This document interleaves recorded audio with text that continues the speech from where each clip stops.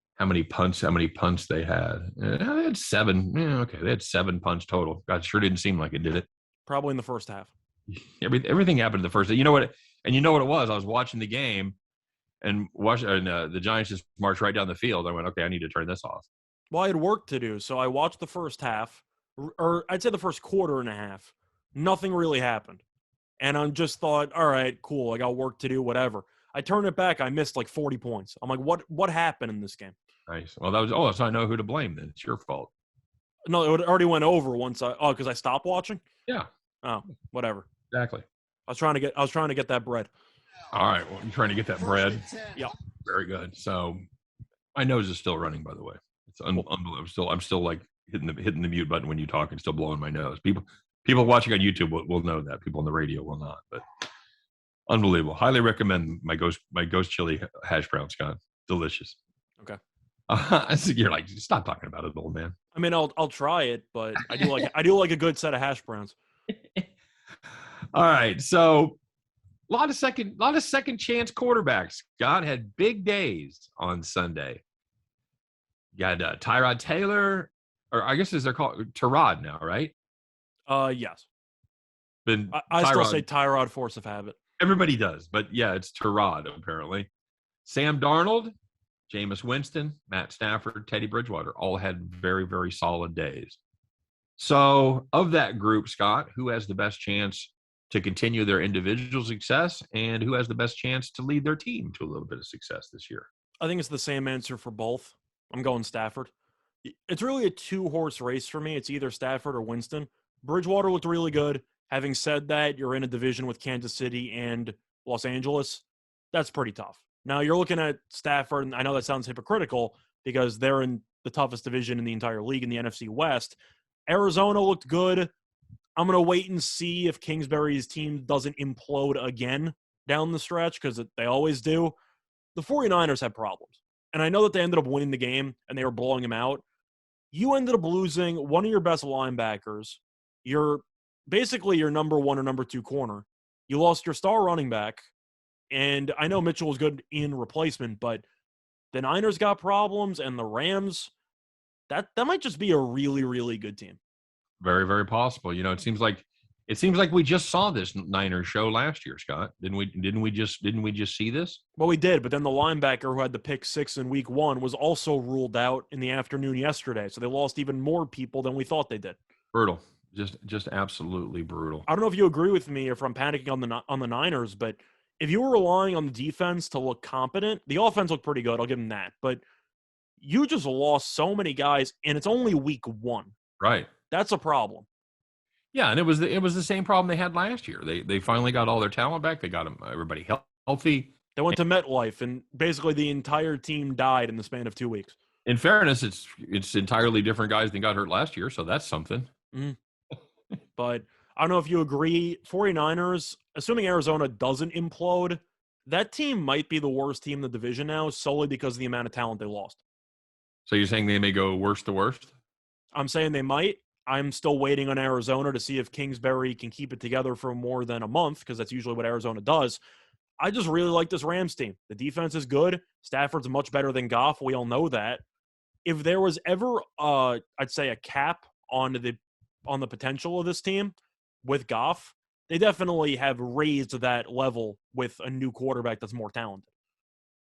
Yeah, I agree. I agree with that. The Rams did look very good. Of course, I was really high on this Cardinals team when we did our previews. I know you weren't quite as convinced. I wasn't, but Chandler Jones is going to do Chandler Jones things and take over a game by himself. Well, and you've got a hell of an offense with. Oh, the offense I know is great. It just usually falls apart in the colder months.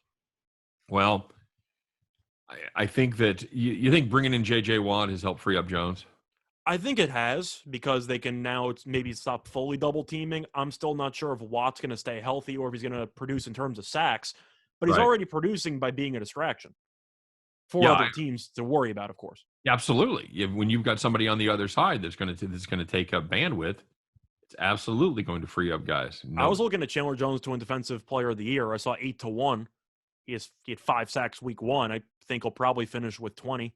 I like that bet at 8-1. Okay. And those are a couple of bold predictions right there. Your mileage may vary, by the way. It might. I might find better than 8-1, but when I was looking briefly, then again, when it comes to the other people, Winston was very good week 1.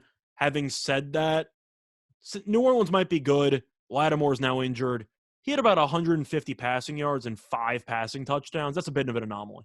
Fair enough. All right, we're going to be back with the second half of our show right after this. Stay tuned, everybody. All right. Cool. Cute, dude. This is unfucking believable, dude. Unbelievable. Which part? Still. Oh, the nose? Yeah, still. It's a shame. I probably sounded like an idiot at the start of the hour when I said I want all the imaginary plays that I had. But I actually had like 5 player props that I was going to bet, and I ended up just forgetting about all of them. Jones to score first touchdown. I was going to sprinkle on him and Heineke, actually, but that didn't work. I loved Shepard over in receptions, and I loved McLaurin, but didn't matter anyway. Had no action. So you went with the Royals. I did. If I had won with the Royals, I definitely would have bet more or bet anything on that Giants game. But 5 seconds. Whatever. Is what it is. Happens. Here we go. All right, everybody. Welcome back to the second half of Winners and Winers Radio. Give us an hour, and we'll give you the winners. Well, Scott, my old buddy Sal Perez hit his 45th home run for the Royals yesterday. By the way, what did we give that advice about a week ago? Started taking Perez to hit a home run every day, roughly 2-1, 220, something like that. Whenever we did it, it's probably 75%. Yeah, I think he's hit home runs in 4 of the 6 games since we said that. So could be. You'd be dramatically up. He is absolutely cranking the ball right now. He is a streaky hitter, and this is one of the best streaks that he has ever been on. So, it's tied for the major league lead in home runs with 45. Leads the majors in RBIs, not even whispered about as a possible MVP candidate. Is that wrong? Should he get more recognition for maybe putting up one of the best seasons that we've seen from a catcher in a while? I think he should. I think the issue that you run into is the fact that you have 2 other candidates who are having just all-time years. Right. Because Guerrero Jr. has a shot at the Triple Crown, which isn't done that often, of course. No. And Ohtani's having a season where he's in the same conversation as Babe Ruth. So that's not exactly something you see that often. Now, I know Ohtani's no longer pitching for the rest of the year, but I don't think Perez will have a shot to win. Having said that, I am curious if one voter might give him something just for recognition. Because you think he finishes top 5? Truth is, I think he should finish 3rd. Okay. Yeah, I agree. I'm trying to think of who else would even be in the running for the bronze medal here, but 45 home runs for a catcher? I mean, that's historic. Well, it is historic. It tied the record, major league record for catchers. And I'm assuming, not trying to jinx, at some point he's probably going to hit a 46th home run. I would assume so. Yes, so, he tied Johnny Bench's record yesterday for home runs by a catcher who has caught at least 75% of the games for that. So yeah, it's really good, and he's having a fine season. Even wearing my Royals blue color glasses, I cannot make a case that he should be anywhere closer than 3rd. I think any other year he'd probably be top 2 or maybe a winner. Sure. But when you have somebody who's being called Babe Ruth Jr. and you have Guerrero Jr. who's putting up numbers that are all-time worthy for a single season of an MVP, you're going to be 3rd fiddle, but it's a respectable 3rd option. Is it possible that Guerrero does what, by a lot of accounts, Cabrera should have done when he won the Triple Crown, which is finished second finished second in the MVP voting. He should have finished second to Mike Trout, but he didn't because he had the Triple Crown. So if Vlad gets the Triple Crown, are they going to give him the MVP automatically? I would say no, but I think it's a little bit ironic because we're in 2021 when batting average doesn't matter at all. Nobody cares. Because about RBIs is another thing. Correct, except apparently, unless he gets those 3 checkpoints, for each of the Triple Crowns, which apparently don't even matter anymore individually, then he unleashes something like Thanos, and he has the rings and whatever. Now he could actually win the award. So I think it's a little weird. I think it's kind of odd how people have tried to deprioritize average and RBIs, and yet they can determine if you win the MVP or not. Like, you got to make up your mind here. Yeah, I agree. I totally agree, because it's all about, on base percentage and OPS right now, and of course, but it's like you want to curse out. You can go deeper than that. It's like you want to curse out the barbaric stats that people use during the regular season, except when there's an MVP candidate. Like, what are you talking about? How's his F-WAR, Scott? That's what we want to know. That's what everyone cares about. I want to know what the BABIP is. Right.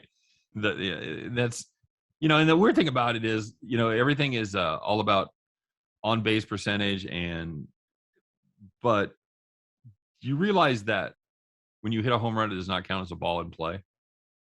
Really? Yeah. Is that like hockey when you hit the post, it's not a shot on goal? Yeah, it's a very, very similar thing. It's like, wait a minute, what now? But yeah, because it wasn't in play. Like, okay. Well, it was in play. It just quickly went out of play. It was in play. You had to look up because it was in play for a minute, and then it wasn't. The only problem, it wasn't in play. Guy wasn't tall enough. Yeah. So yeah, I think it's closer than we thought it would be a month ago, right? Yeah, I think Guerrero's going to get more votes than I thought he was going to. It's also because Ohtani hasn't really done much for the last couple of weeks, but he hasn't needed to. I didn't realize Ohtani's batting average was in the 250s. I don't think it was. Yeah, I'm saying now it is. So he's definitely been slumping a little bit, but I don't think it matters. I think he's done enough. Now, we said that. Back in August. We said, doesn't matter. Doesn't matter what happens to Ohtani in September. I still don't think it matters. I agree, but we're wavering a bit. Not a ton. Well, the betting markets are wavering because what if he hits for the Triple Crown? A, he's currently not hitting for the Triple Crown, so you can keep trying to create theoretical situations. B, even if he wins the award, or even if he wins the Triple Crown, he's still not a guarantee to win the award. So you just acknowledged how far out he is if he needs these three pieces in order to even have a shot at it. Right. And you brought up the pitching thing. So because part of what makes him such an attractive MVP candidate is the fact that he was having a very nice, solid season on the mound. Yeah, he's valuable both ways. Does that change the fact that he's going to miss his last three starts, whatever? I'm assuming that he started significantly more games than Vladimir Guerrero Jr. So no. On the mound? Yeah. No. I would think so. I don't think that matters. Okay. All right. Very good. It would be good to pad his stats, but he's already done enough. What's his ERA? Below 3? He's fine. Last time I checked, unless he's fine. So okay. All right. So you're saying he's fine? Yeah. Okay. All right, so let's talk a little NBA, a little hot stove NBA. That doesn't really work when you're in the middle of summer, does it? I don't even know if it counts as hot stove if it involves Denver, but we can talk about it. Aaron Gordon, they've been looking to sign an extension, and they finally got it done. 4 years, $92 million, Scott. That would be $23 million per year. I don't even know how to ask this question. Is he worth that much money? I mean, in NBA terms, is he worth that much money? I think in NBA terms now in 2021, kinda, because everyone's overpaid. I mean, you're talking about the likes of even the superstars, Westbrook and Curry and everybody. The ceiling used to be like $30-something million. Now it's $50-something million. So really every contract has been bloated, regardless of whether you're a superstar or a role player. And we talk some of these numbers. I'm sorry to interrupt, but we talk about some of these numbers and contracts, and you get guys where I'm like, that guy's still in the league? Yeah, he made $32 million last year. Like, what? Mm-hmm. Yeah. Pretty much. But so I don't think Gordon's overpaid based on today's standards. Having said that, he was with Denver last year. They traded for him. I thought he was okay. Offensively, didn't really do much. Defensively, he was good. But the question is, do I think he's worth that much money for this Denver team? I don't think he puts them over the top. Now, they were also missing Jamal Murray, so we'll see how they do when they're fully healthy. But Aaron Gordon, offensively, didn't really do much for this team, even off ball. He was mostly their best defender, and that was it, right? Like, I don't think he had any big moments offensively. Well, but if you've got Jokic and you've got Gordon and you've got Michael Porter Jr., don't you have the luxury of bringing a guy on board that's going to play tough defense? I think you can, but I think the argument you have is that if Gordon is not a great three-point shooter and he's not exactly a great jump shooter, then what exactly is his role for you on offense?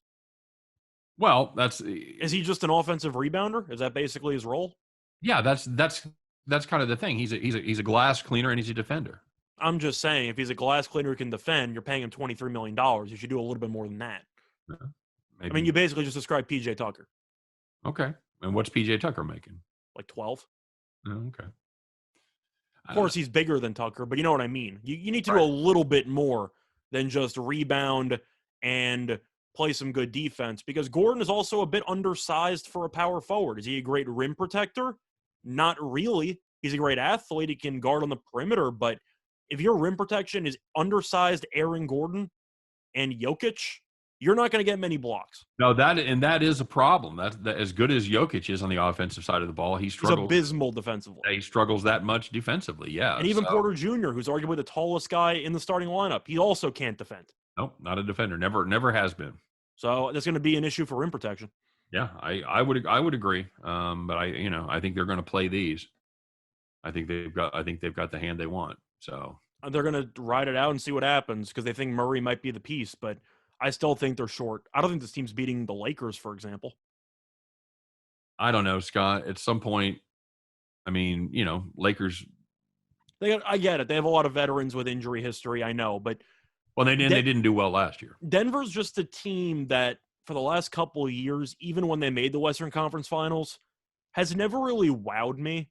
I don't know if it's Mike Malone. I don't know if it's something, but I still feel like they're missing something.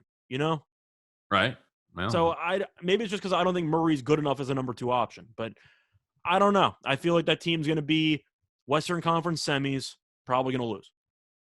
Well, that's been about their ceiling. Although, didn't they sneak through to the final? They snuck through to the finals. Yeah, they made the Western Conference Finals and they lost to the Lakers, but that was also because the Clippers blew a 3-1 lead and they led every game by like double digits and they choked completely. Well, the Clippers blew a 3-1 lead and Utah blew a 3-1 lead. Correct. Yeah, they came back twice. All right, bud. Well, and we'll see how the NBA. It'll be nice to have them start at a normal time this year, right? Yep, should be back in October. So, all right. Well, stay tuned for that because it should be a fun NBA season. I know I'm looking forward to it. I can sense the sarcasm from here. What's that? I can sense the sarcasm from here. I feel like the NBA, the way you feel about baseball, pretty good at it. Don't really enjoy it. And okay. I don't enjoy it as much as I enjoy the others. Well, I've enjoyed it. I've been profitable this year, but I enjoy it less because my team is painful to watch. No. Well, see, I don't have a team. I don't care. Well, you do. The ceiling just was non-existent. But who's my team? For baseball? No.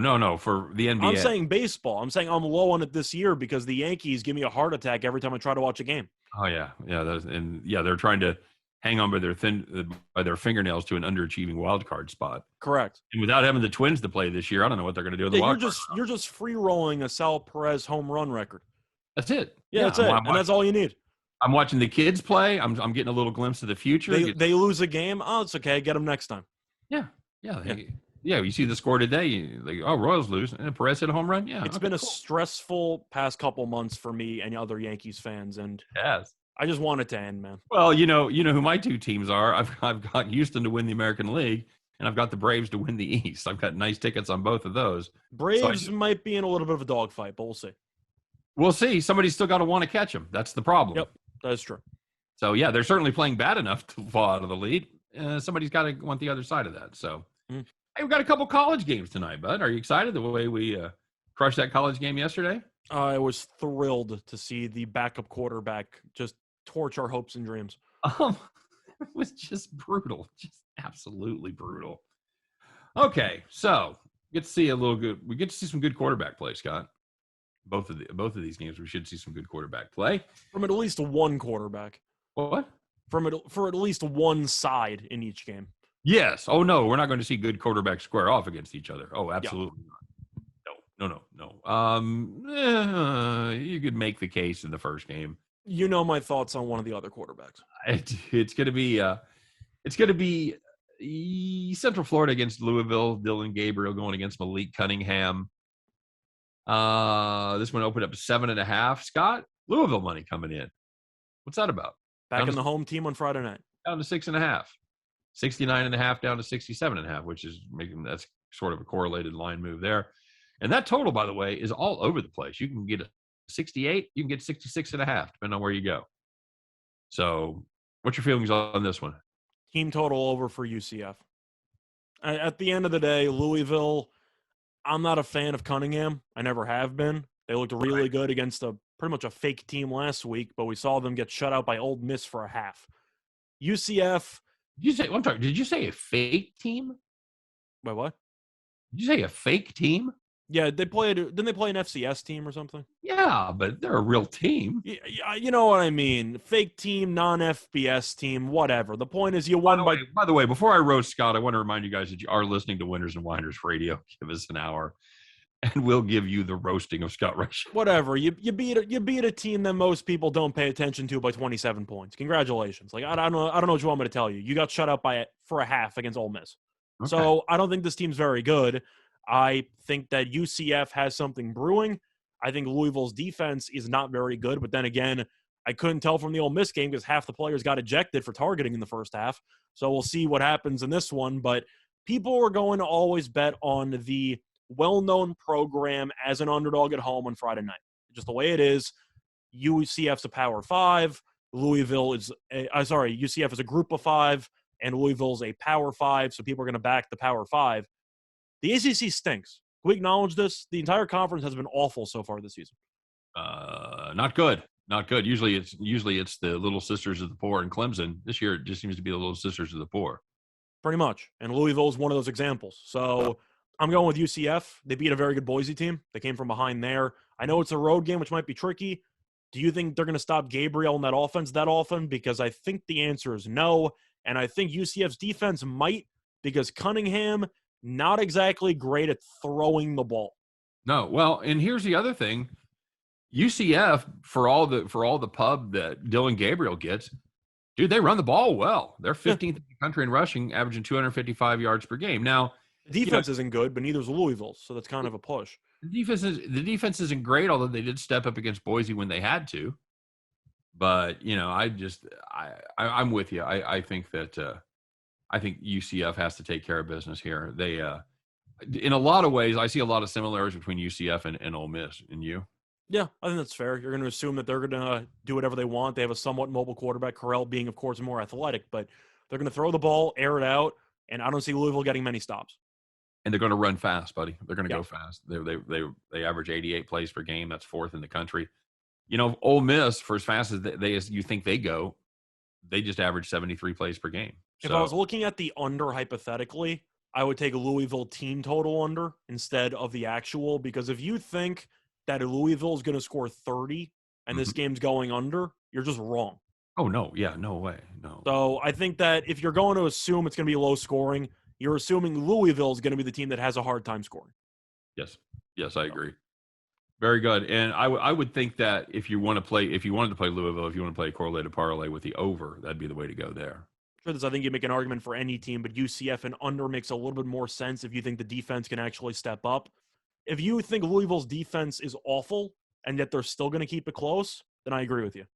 See, here's what I worry about, because so far, and again, you have to look at the level of competition that UCF played. They played Boise the first week. They played a throwaway the second week. But right now, they haven't allowed anything as far as a ground game goes. In fact, they allowed, I think Boise put up less than a yard a carry, if I'm not mistaken. I know it was hideous. Because they're averaging, they're giving up just 0.8 yards per carry. If you contain Cunningham in the pocket, you win. That's it. Oh, yeah. That's all you have to do. You just win the game. If you turn this Louisville team one-dimensional, where UCF doesn't have to worry about the run, it's over. It's over. It's absolutely over. So, all right, I'm a fan there. In the nightcap, Scott, we've got 2 Power 5 schools going at it in the Big Ten, as the Maryland Terrapins go on the road for the first time to see if they can keep their momentum going against the Illinois Fighting Illini. Scott, now the Fighting Illini do get Brandon Peters back. Is that enough to convince you? No. Okay, good chat. I like Maryland because Maryland's the better team, and it's not even close. Sidkowski did a good job filling in for about a game and a half. He was okay against UTSA, but they lost to UTSA. And this team at the end of the day is not very good. And we knew that going in. Maryland's a team that, even though you can make the argument the defense still has some holes, which is true. Tagovailoa is a good quarterback. I know that Tua is better, but this guy can actually sling the rock a little bit.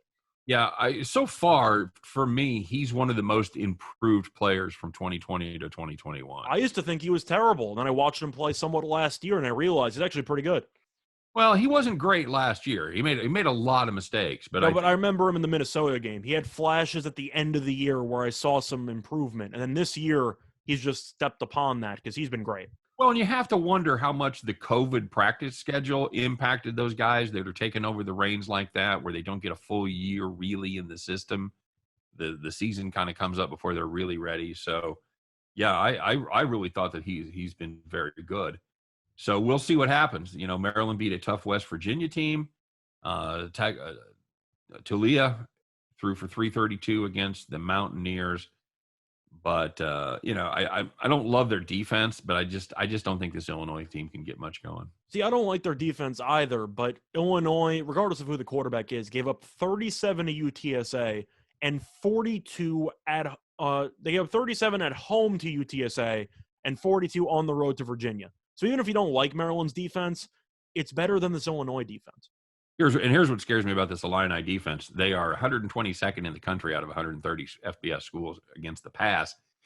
2 of those games have come against Nebraska and an FCS team. Tagovailoa is going to sling it. You got to think so. He might go for 400.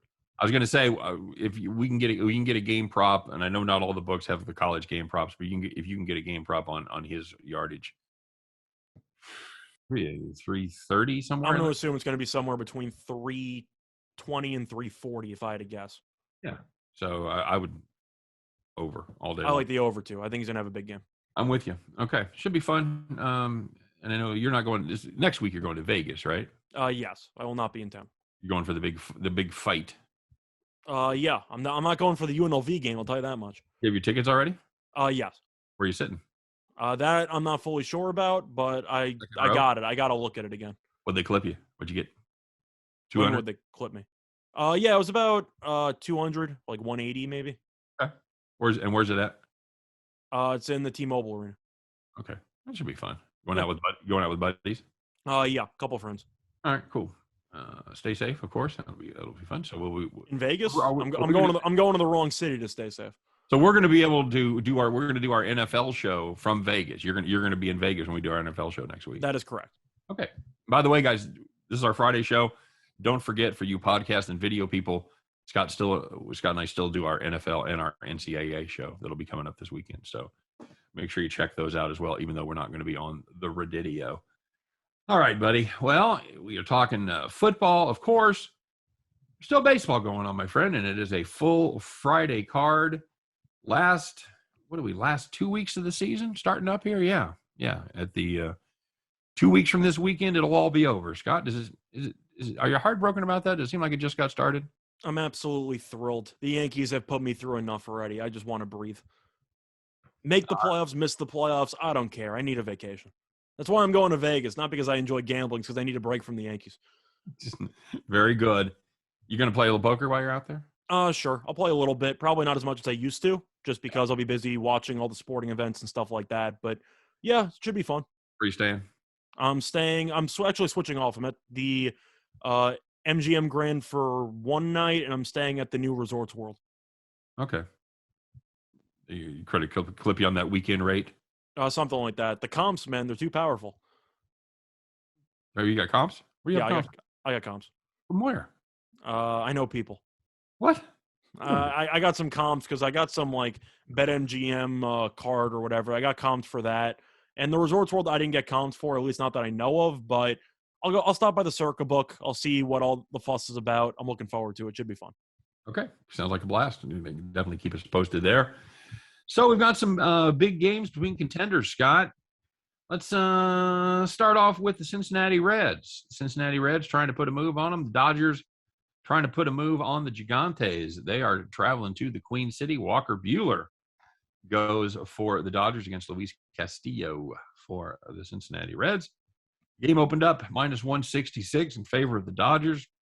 Pretty much the money has come in on the LA Dodgers. That line is now somewhere in the neighborhood of 175. Not a ton of money.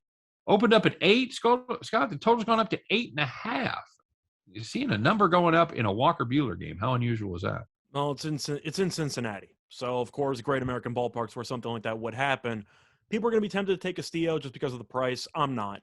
The Reds won 1 game against the Pirates. Congratulations. I'm really proud of you. But the Dodgers are another animal. Buehler's going for the Cy Young. Castillo, we want to like a lot, but this year has been so up and down for him.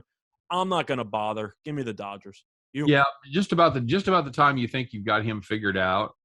Castillo, you're talking about. Yeah, Castillo. He goes the other way. You know, we wrote him off at the beginning of the season, and then he got really hot and was really good, and then he's kind of went back down the toilet, and he's now kind of been average his last few times. Now, the nice thing about Castillo, Scott, he keeps this Reds bullpen out of play. He's gone at least 6 in his last 6 starts, and he's gone 7 in a couple of them. I heard Buehler does kind of the same thing. He's gonna give you some innings. Yeah, Buehler does do the same thing, but the problem is, Buehler not been fantastic. He's decent his last start, but the time before that, he absolutely got blown up against San Francisco. So you just aren't going to overthink it. You're just gonna set it and forget it and take the Dodgers here. I'm not taking the Reds, if that's your question. Okay. Well, that just seemed to be the only other option, Scott. I mean, not to play is the other option, but I can't back the Reds. This team's already been falling apart. They beat the Pirates 1-0. I'm not going to overreact to it. This team's falling apart. The only way to win is not to play the game. Thank you, Joshua. Yeah, Castillo's lost 4 straight starts. Hasn't pitched that badly, but the Reds just aren't doing much for him. 7-15 is his official record on the season. The team is 10-20 in his starts. It's hard to lay a number here. You know what? I'll go the other side of that half run. Give me the under 8.5 in this one. Fair enough. And other than that, just really quickly, I'm looking at the Indians tomorrow against the Yankees. Kluber's minus 180. Are you out of your mind? Nope. Who's pitching for the Tribe? Plesac, who's actually not bad. Fine. That's fine. I don't hate that. That's a great price. We talked about that, and I think that's the play right there. Kluber. What are you, nuts? I understand. Okay, sure. All right, bud. Well, it is that time. It is our last show of the week. We have put our heads together. We've come up with our favorite play that we want to share with you guys. The one, if you had to put it all in the middle and bet it, this would be your play. Put on those overalls, get on that tractor, fire that bad boy up, folks. It's time for the Friday edition of Bet the Farm.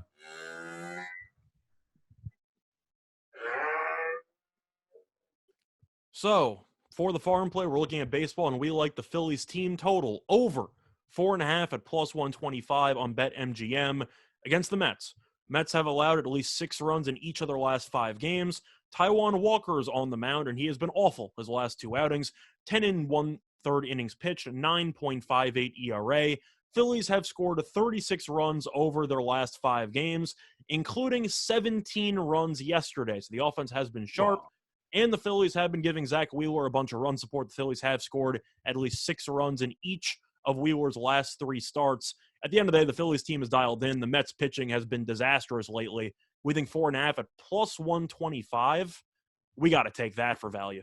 Yep, absolutely correct. So that is going to be our Bet the Farm play. We really like that one, loading up against the Mets. Nice play.